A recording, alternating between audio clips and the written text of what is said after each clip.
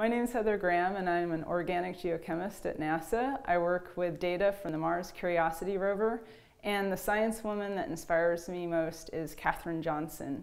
Katherine Johnson was a research mathematician working in the 50s, 60s, and 70s, and she did the navigational math for all the first manned rocket missions, so that includes the Gemini and the Apollo missions.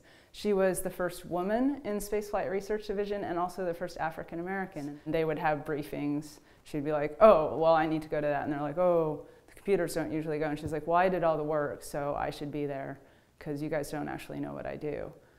And she would just go to the meetings and they would be like, the women don't normally come to these. And she was like, is there a rule against it? And they would say, no.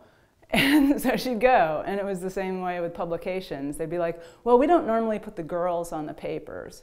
She'd be like, well, I did all the work, so my name should be on there. And I just like to be demanding about what you're owed because it's the work you've done is so important. And it's something that I think especially women are bad at just through social programming or something. But you just have to like fight for what you're actually owed.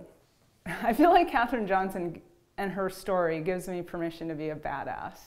I feel like too often you feel like you need to suck up or appease people in charge, and that was not what Katherine Johnson did. She was about making sure that she was getting credit for the work that she did.